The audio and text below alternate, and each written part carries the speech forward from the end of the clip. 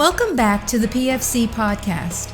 The views and opinions you are about to hear are the speakers and do not necessarily reflect those of anyone else. Now on to the podcast. Welcome back to the PFC Podcast. This is Dennis, and today I'm with Dr. Maves. How are you doing today? Hey, it's great to see you, Dennis. Doing great. Awesome. I forgot to ask you, is it okay if I call you Ryan? Absolutely. Perfect. So today's topic, we're going to talk about some tropical medicine, dengue fever, and you are the perfect guy for this podcast because you happen to be an infectious disease doc. So since it's been a hot minute since you've been on the podcast, would you mind just doing a quick introduction of yourself? Yeah, absolutely. And thanks again for inviting me back, Dennis. So my name is Ryan Maves. I am an infectious disease physician and critical care physician, currently at Wake Forest University in North Carolina. I served 22 years on active duty in the Navy, retired as a Navy captain in 2021. Most of my career was spent in San Diego at the Naval Medical Center, San Diego, where I served in a variety of roles, including research director of our ID division and also as fellowship director, and then intermittent, moments as like involuntary chief of medicine and things like that. Deployed few times on active duty as a flight surgeon on with Carrier Air Wing 17 on board the USS George Washington in kind of early OEF, and then later in my career to the Rule 3 in Kandahar, where I was director of medical services, and obviously at the bedside during all of those jobs. I've failed to ever have a truly non-clinical job. I did spend 3 years after my ID fellowship at what is now called NAMRU South. It was NAMRID at the time, and then later NAMRU 6, which is in Lima, Peru, and spent 3 years living down in Peru and doing a lot of tropical medicine research. My first year down there was really focused on dengue and vector-borne disease. I kind of later moved into more vaccine development and enteric disease stuff before heading back to San Diego to the hospital. But been out for a few years now. Definitely miss the Navy, miss my friends. But what's the expression? I miss the clowns. I'm not sure if I miss the circus. Right. Especially the Navy. But exactly.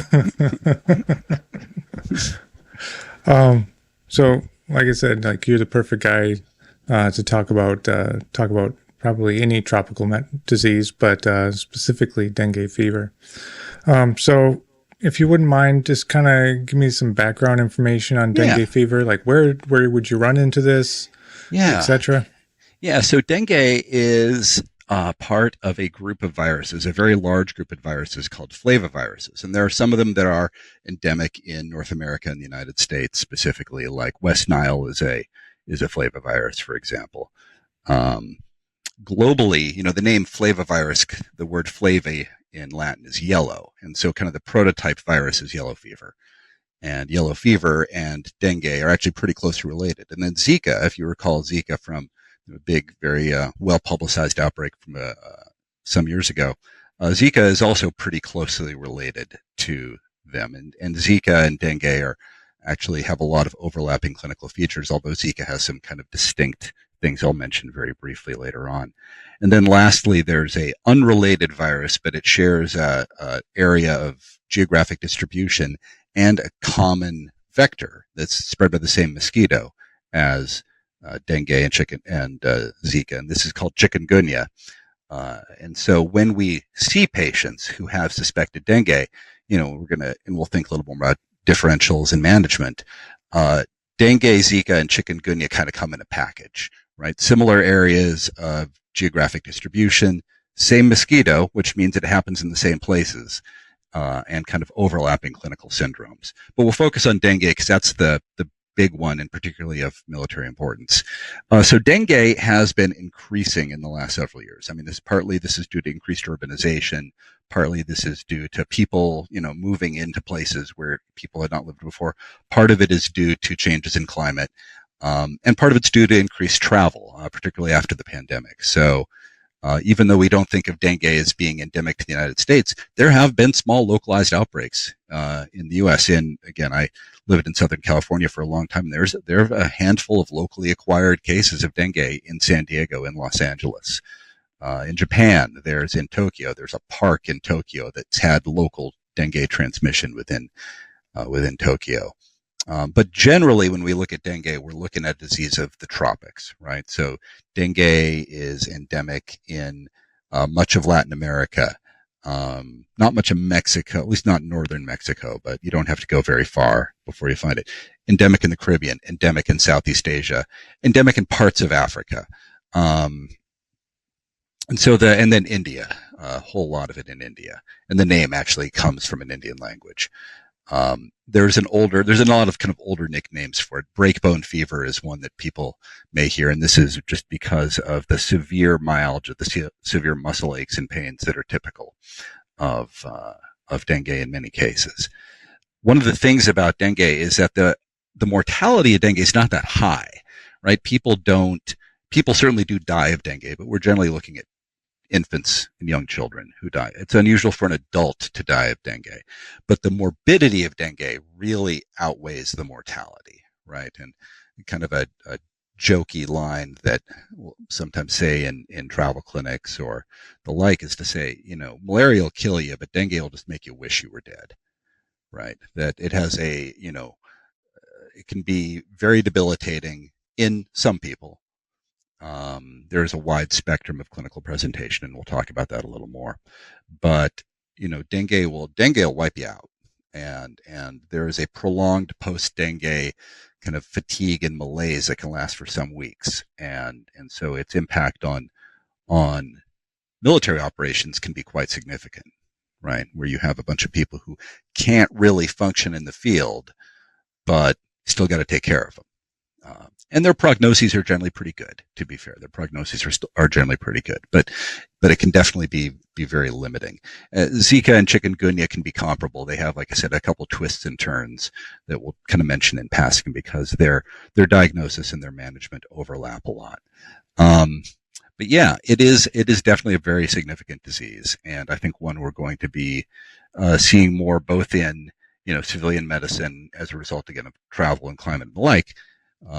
But also, potentially in military operations, depending on what we see. And this has always been dengue has always been a significant area of focus for DoD medical research and dengue vaccine development. And I actually spent, again, that first year in Peru working on a dengue vaccine that we actually patented.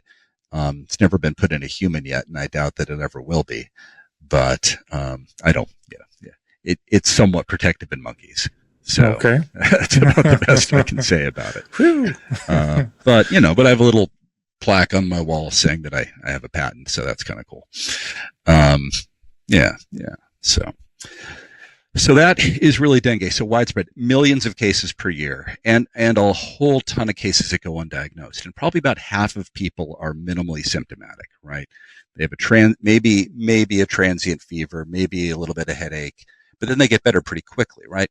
But then the other half of people tend to get more significantly symptomatic, and especially people who come from non-endemic areas. So a lot of folks, of the active duty military, one of the great things about our military is sort of the melting pot of our society is that there's a large proportion of foreign-born people, and that varies by service, of course, but seroprevalence of dengue, this has been studied, of the active duty U.S. military, depending on the service, anywhere from 5 to 10% of people have anti-dengue antibodies, right? Presumably acquired in childhood or during travel. So that is not as protective as you might think, though, and we'll talk about that a little more.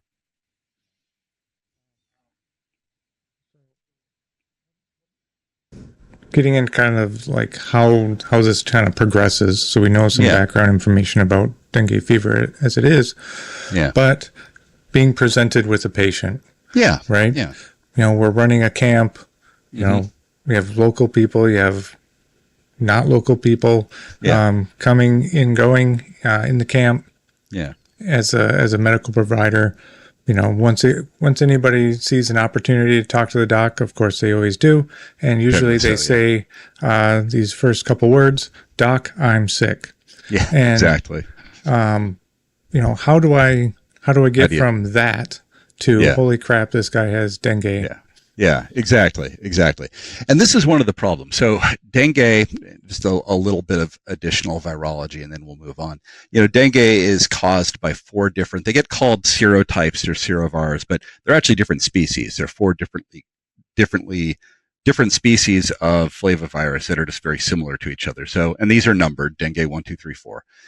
And this will become important later when we talk about kind of risk stratification, is that let's say you got dengue 2 when you were a kid or something, or recently, you're probably reasonably immune to dengue 2. There's actually a few different strains of dengue 2, so that confuses it. But basically, if you've gotten one type of dengue, you probably have a fair degree of protection against that type. You are not protected against the other three. And in fact, this is one of the things that puts you at risk for more severe dengue down the road. It's not the first time you get dengue that does you in, it's the second time, because you have this partial incomplete protection against the other three. And this has also been one of the challenges in dengue vaccine development, we'll touch on briefly later, that any dengue vaccine has to provide long-lasting protection against all 4 variants, or else it's possible that the vaccine could provoke more severe disease due to partial protection against one of the serotypes. And so this is one of the challenges in sort of forced health protection, really. And this has been one of the reasons that there's been so much work on dengue vaccines over the years. So, clinical presentation, right? So one of the things is obviously, are you in a place where there is dengue? One of the catches with dengue when we're kind of distinguishing risks is, malaria versus dengue is sort of the big 2 tropical vector-borne diseases we have to be worried about. Obviously, there are many others, but those are the big 2. Malaria is spread by the Anopheles mosquito, and it tends to be a disease of rural areas. Anopheline mosquitoes are not common in towns and cities. Dengue, the Aedes aegypti is the main one that transmits it. Aedes aegypti is a mosquito that lives in urban areas. So dengue is an infection acquired in towns, cities, urban areas. Malaria is a disease of the countryside. Now, in a lot of tropical settings, and I spent a good chunk of my career coming and going from Iquitos in Peru, which is sort of the capital of the Peruvian Amazon, a city of about 400,000 people or so. But there are no roads to Iquitos. There's only roads in Iquitos. You have to fly there or go up the river to get there. There is a ton of dengue there, and the Navy actually conducts dengue surveillance studies along with the Peruvian Ministry of Health in Iquitos. And that's where a lot of our kind of DoD dengue research is based. Well, Iquitos, there isn't like a wall around Iquitos, right? There isn't like a force field that, demarcates the distinction between urban and rural. Iquitos just sort of tapers off, right? So it tapers off, and then you're in the Amazon, and there's malaria there. You get into the city, and you have dengue, but then there's sort of a blurred area, right? So anyways, dengue, mainly disease of the country, of urban areas. So, what would be sort of the things that make you think about, well, if you're in a place that has dengue, obviously, if we're deployed to, a desert or something, there's not really a lot of dengue in desert areas, and we don't have to worry as much. But dengue is one of these classic non-differentiated fevers or undifferentiated febrile syndromes, right? So the things that people will often present with is fever, it's in the name, dengue fever. Nausea and vomiting is fairly common. Myalgias are pretty common. If you have access to labs, low white blood cell count and low platelet counts can be supportive. Obviously, we don't always have access to that, or even just a very simple cytometer, but sometimes you do. You might be able to get some of that off of like an iStat or some sort of portable point of care test. Rash is a thing that's not consistent. About half of people will develop kind of that non-distinct or that vague maculopapular rash. And when present, that can be helpful, right? The presence of rash. Because, when I'm talking about, fever, muscle aches and pains, well, flu does that too. Influenza does that. All respiratory viruses do that. Usually you don't see a lot of respiratory symptoms with dengue. That's unusual. It can happen in severe dengue, but that is an unsubtle disease and not one that we, that's not the cases we're talking about. We're talking about initial presentation. But dengue endemic area, fever, myalgias, rash. Those would be the ones that would really tip my attention. Okay. Right? Fever of, let's just say, the definition of fever is a fluid thing, right? But I would say anything with 3 digits Fahrenheit, I would count, right? Now with younger people of military age, right, we can mount, I say we, I'm old enough to have had a colonoscopy now, so maybe I can't count myself in that anymore. But, back when I was a young strapping Navy lieutenant with a full head of blonde hair, I could say, younger people of military age are capable of mounting very high fevers, right? Not as much when you start reaching your 50s, 60s, and so forth. So it wouldn't surprise me to see someone with 103, something greater than 38 degrees centigrade would be typical. Yeah. But in the absence of fever, obviously you got to watch people because fevers can spike, but the sustained absence of fever would make dengue less likely in someone in military age. Right. Absolutely. And kind of differentiating, because at this point we're just trying to figure things out. So questions you would ask specifically about fever, like does it go away and come back? Is it consistent? What other kind of things would you ask? Yeah. Just a sort of general assessment of someone's risk. Presence of nausea and vomiting, right? And that's going to be important in management because that's going to give us an idea. Can we manage this person with oral therapy or not? Right? Because a lot of dengue patients, in fact, the great majority of them can be managed with oral fluids. And we'll come back to that, but really the mainstay of management for dengue, there's not a drug here. There isn't a therapy. It's not like malaria where we have, specific chemotherapy for it, right? The care of the patient with dengue is 99% supportive.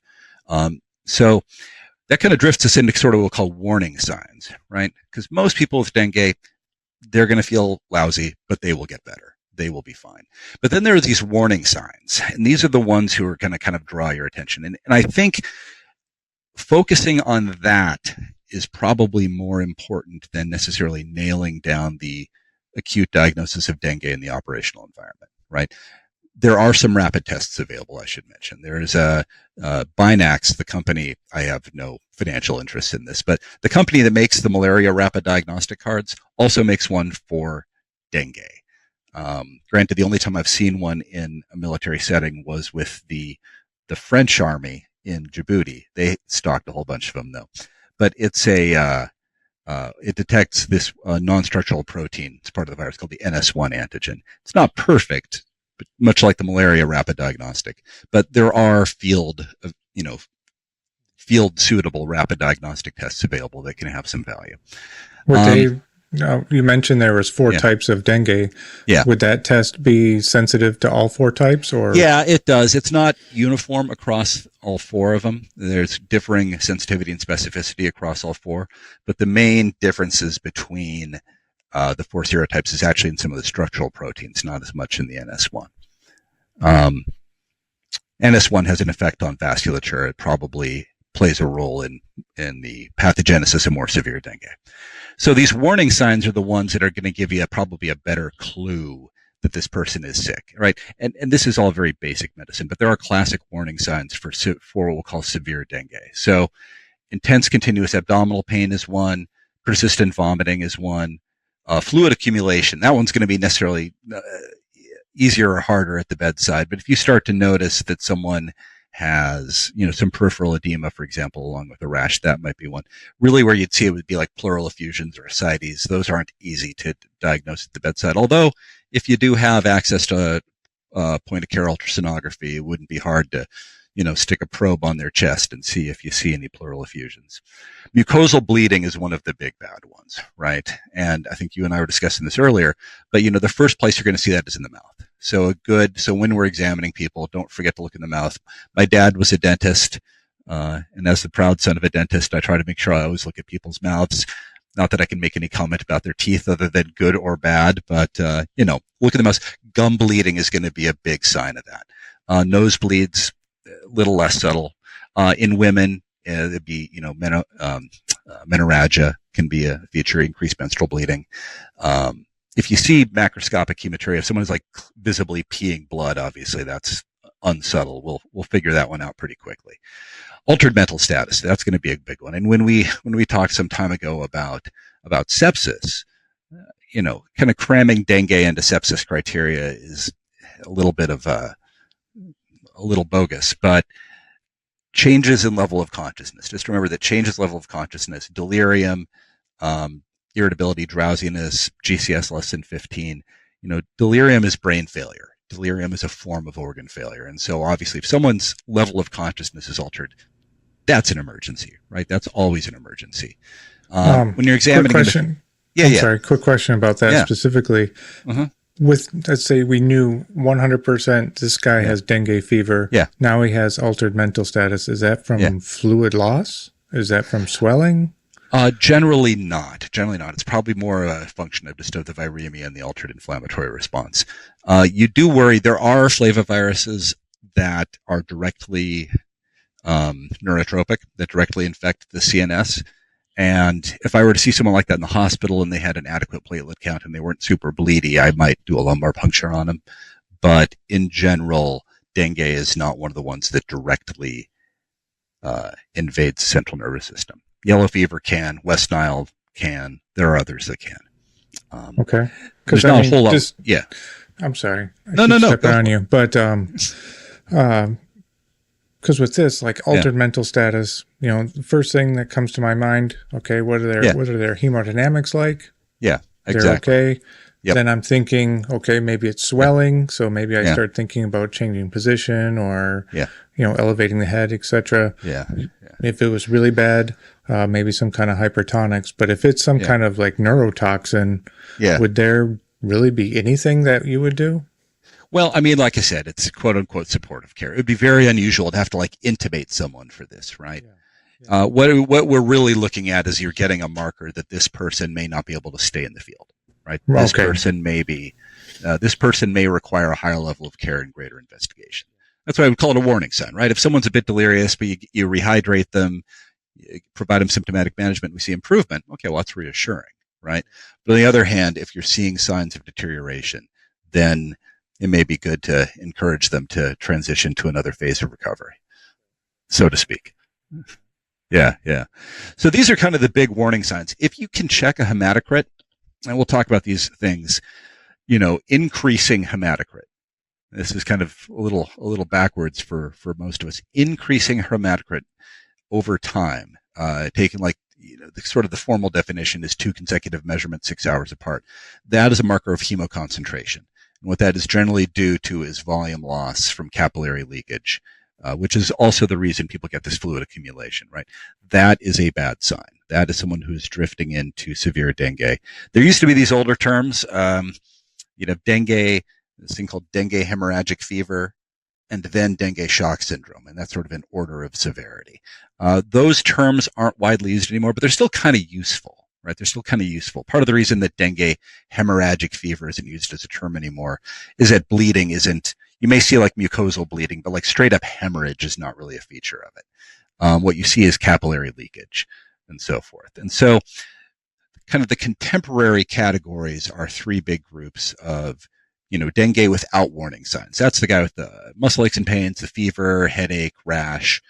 That person, they can tolerate PO, they're awake, they're talking to you. That person will ultimately be okay, right? Oral rehydration, symptomatic management with acetaminophen, and specifically acetaminophen, I should say, because of this risk of capillary leakage and bleeding and low platelets and thrombocytopenia.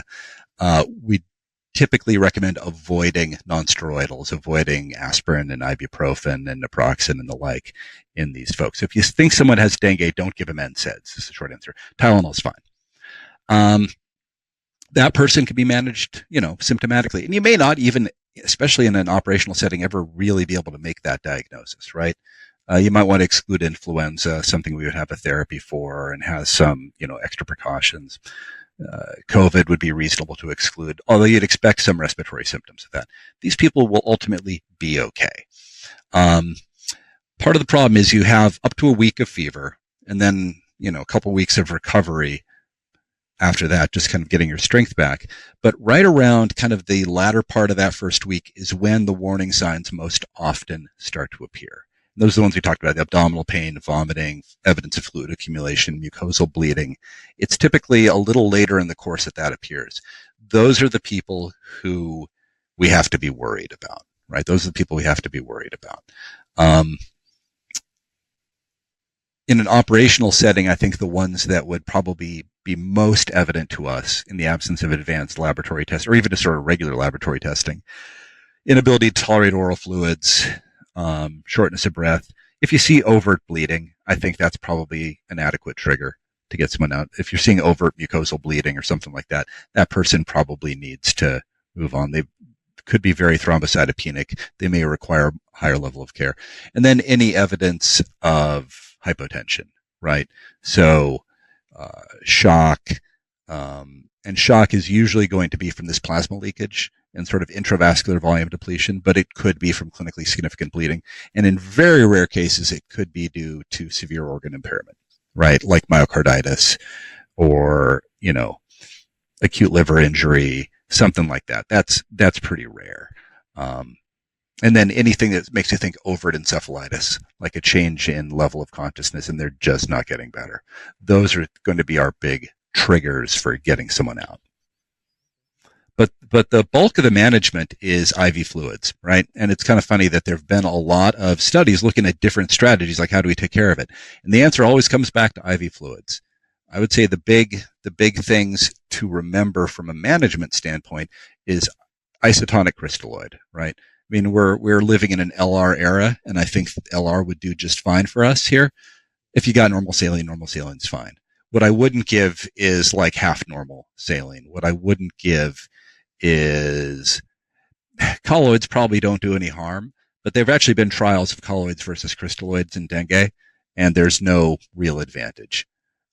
Hypertonic hasn't really been studied, so it would probably be fine. And if you're worried about, if you were worried about cerebral edema somewhere in your differential, I don't think hypertonic fluid would do you any harm.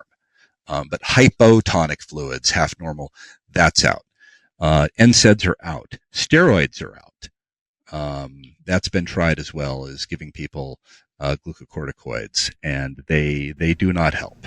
They do not help. They don't make people feel better faster. They don't hasten recovery. They probably prolong viremia, to be honest with you. Okay. I mean, it makes sense. You squish the immune system. And things don't go better. Yeah. So just kind of walking backwards quick. Yeah. We talk about nausea, vomiting. Would that be affected by something like ondansetron or any of the nausea? Ondansetron would be perfectly acceptable, right? I mean, again, symptomatic management. No contraindications to any of our routinely used antiemetics. Yes. Yeah. So hopefully we can keep this guy on like PO fluids. Yeah. Hopefully longer. Another thing I was thinking of, if he's leaking plasma, like his hematocrit is climbing. Yeah. That also, there is a point where that's not good on its own either. Yeah. Giving him something like FDP, I'm not really thinking of so much hypotensive resuscitation. I'm just thinking of, maybe small boluses to keep that hematocrit from getting too high, where now he starts making clots and throwing clots. Yeah, thrombosis is not really a feature of dengue, thankfully. I mean, it's usually more of a bleeding side of things. So I wouldn't necessarily worry about that. And quite frankly, if you're in a place where someone would be on, if someone is sick enough to require admission, I think there's a reasonably good chance they probably have some contraindication to like DVT prophylaxis, just because they're usually pretty thrombocytopenic as well as having a rising hematocrit. So thankfully it's that. And again, the rising hematocrit is not the problem per se. It's the reason the hematocrit's rising, right? So it's unlikely you're going to get to a point where thrombosis is going to be an important thing to worry about. Fluid resuscitation is going to be the answer to that. Yeah. Okay. Perfect. Because this is a prolonged field care podcast. Yeah, so if the answer was send him to the hospital. Yeah, that's not the right answer. Yeah, I know. It's been a few years since I've done since I've taught a course of a few folks, but I remember that's the wrong answer. No, that is absolutely the right answer. I just can't. I know, exactly. Let me rephrase that. But that is that's not available to us. Yeah. But fluids are going to be the thing, and preferably oral fluids in the majority of people. Okay. Yeah. And then just keeping that temperature down Making sure urine output is good, whether that be they do it on their own or with a Foley. Exactly. And the usual infusion rate is something like 2 to 4 mg per kg per hour.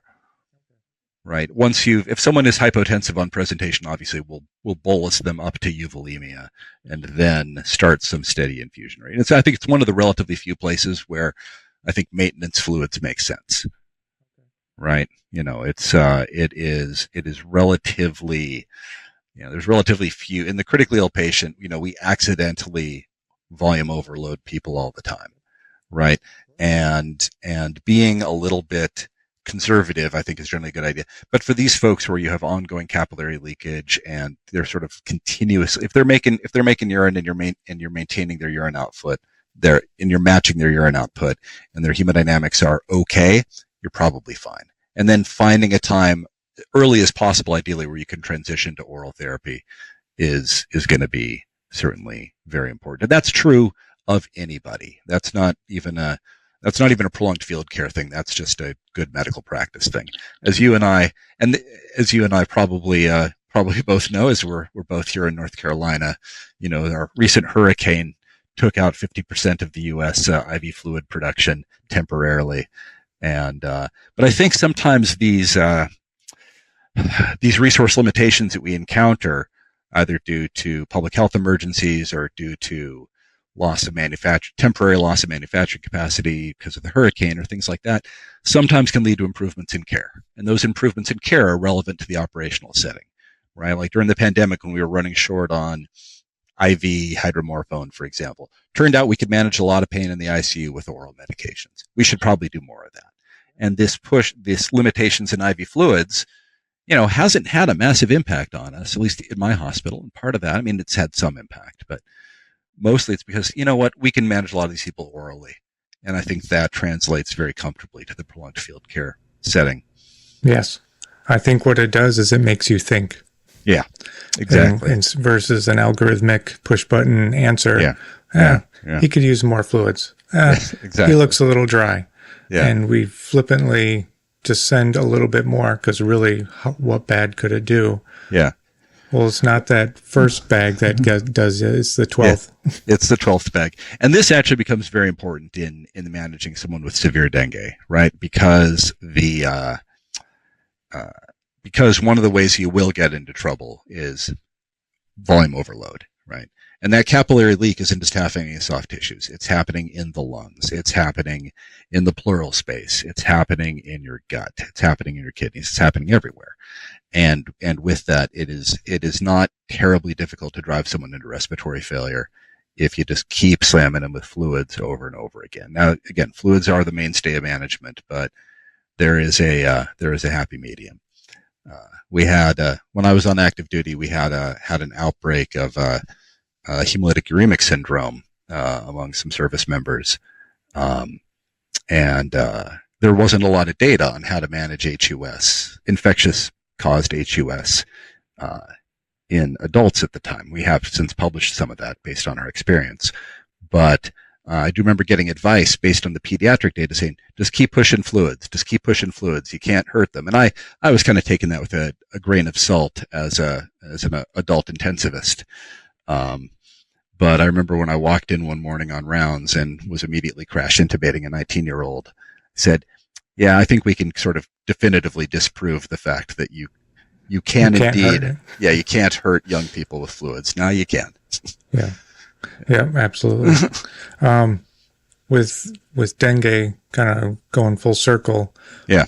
If you were giving advice to a young medical provider going into the tropics, alone and unafraid, exactly, about dengue, what things would you want to tell them? Like, you cannot fail at this. Yeah. Well, I would say the first thing I would tell them is the best way to avoid dengue is don't get bitten. Right. And so talking to them about some good preventive measures. Now, dengue is kind of built into a lot of the field preventive medicine things we do already. Right. So permethrin coated uniforms, and the great majority of military field uniforms are coated with permethrin to prevent malaria and dengue. Right. So that's built into it, and that will last, that'll get you through a full deployment and then some. right? But it only covers, of course, the parts of your skin that are covered. So if you're walking around in a t-shirt, your t-shirt is not coated in permethrin, right? And so making sure that we cover up any exposed areas as best we can, allowing for obviously other issues, temperature, operational requirements, whatever gear you have to wear and so forth. But in any exposed skin, some good insect repellent on top of that. Permethrin is for fabric. It is not for human skin. The typical kind of military issued insect repellent, it contains DEET, D-E-E-T. That is kind of the gold standard. The stuff that comes in little green tubes that they hand to you is really gold standard repellent. I mean, I still have a few tubes of it around. I still use it myself, even though they don't issue it to me anymore, because it works very well. And reapplying that every few hours. Dengue, I should mention, Aedes mosquitoes are largely daytime biters as compared with Anopheles that cause malaria. Those are more nighttime biters. There's a period of overlap from sunrise to sunset. And because of where people deploy, just know that there's no like time of day where mosquitoes aren't an issue, right? So if you're outside at nighttime, you're worried about dengue. Nighttime you're worried about malaria. Daytime you're worried about dengue. But this is a constant 24-hour consideration. So applying DEET or some other comparable insect repellent, picaridin is another reasonable one. You'll find in the store sometimes like 100% DEET, probably overkill. 20 to 30% works fine. I discovered, so DEET, just sort of a fun fact that's relevant, DEET will kind of dissolve the elastic in your socks.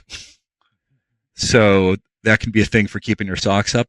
It also turns out that it will dissolve the adhesive on the back of an Apple Watch, which I learned the wrong way in the Peruvian Amazon once. So just be aware of that. Picaridin is another reasonable alternative. You have to reapply it a little more often. The smell is a little more appealing than the smell of DEET. Some people like that. Good insect repellent, and then also kind of control of things in the camp, right? So Aedes will nest and lay their eggs in stagnant standing water, right? So countries that have a lot of endemic dengue, like Singapore leaps to mind, will actually, have their public health authorities and occasionally cops going around making sure that if you have standing water somewhere, that, people will get fined for that, depending where you are. And so a big part of dengue control is looking around for areas of standing water. That can be like an old tire. It can be a pot. It can be a barrel. It can be anything, but clearing that stuff out, preventing them from having a place to nest. Netting is helpful, especially at night for sleeping. It's more for malaria than for dengue, but again, there's gray areas and people sometimes sleep at different times of day. So those are the big things for prevention. Vector control, insect repellent, permethrin, avoiding standing water in camp. And military public health people are pretty plugged into this, and this is built into a lot of how we set up field settings. There is a vaccine. There are actually a couple of them. They are approved for kids. They're not approved for adults. Dengvaxia is the only one that is licensed in the U.S., but because so few countries took it up, it's no longer being manufactured. Takeda Pharmaceuticals has another one. These are tetravalent vaccines that cover all four serotypes, all four species. But again, that's really only licensed for kids. We don't have a lot of adult data. It is not a routine military vaccine, and I think, and the data for it is strongest in people who have had dengue before, which is not 90+% of us on active duty. So despite my best efforts, I never got dengue when I was in Peru. So still working on it. Yeah. So that's basically what we have. There's no drug. There's no vaccine. There is don't get bitten. And so that would be the first thing I would tell my colleague. The second thing I would say is be on the lookout for these undifferentiated febrile syndromes. And that is not just because of dengue. That is also because that is what malaria looks like. That is what typhoid looks like. And there's a lot of overlap between them. And sometimes it might be useful to think about kind of what is our plan for treating this person when we have limited diagnostics, right? It might include, for example, depending if there's an area that has both malaria and dengue and you're going to be in kind of a gray zone where you're exposed to both, It might include having some malaria diagnostics with you. It might include a plan just for empiric treatment if you can't tell the difference. I will say that malaria, if you have a rash, malaria and rash are not really things that go together. That would help me. That would be useful in helping exclude malaria. But for dengue, knowing that it's mostly symptomatic management means that we can focus on that. Knowing, okay, if I see someone with this undifferentiated febrile syndrome and they're reasonably sick, I will give them judicious fluids. If I can check hematocrit and it's high and rising, that's going to move me more towards the dengue side of things. If they have a rash, that's going to move me more towards the dengue side of things. I may have a low threshold for adding empiric antibacterials if they're hemodynamically unstable, or I have no good way of excluding something like typhoid or meninge or some other endemic bacterial infection. But focusing on hemodynamics, focusing on fluid management, looking for and being vigilant for signs of bleeding, those are going to be the big things that I'm going to tell them, right? Someone who walks in under their own power, can answer questions, follow commands, and can keep PO fluids down, that person's probably going to be okay. But you're going to want to keep an eye on them, especially after a few days. And again, depending on when you're at, you may need to exclude malaria. And having a fairly low threshold for that. So again, dengue will make you wish you were dead, but malaria can kill you. Thank you. I really appreciate you coming on. Well, hey, thanks for having me. And hopefully I'll make my way down to Fayetteville one of these days. Yeah, that'd be great. Awesome. Hey, have a happy New Year, Dennis. It's great to hear from you. That's it for today's podcast. Make sure to go to our website, www.prolongedfieldcare.org. Check out our free downloads and a ton of other helpful information. Grab a bag of our fresh roasted PFC coffee, links in the description below, and stay on the bleeding edge of combat and austere medicine. This is Dennis for the PFC Podcast. Out.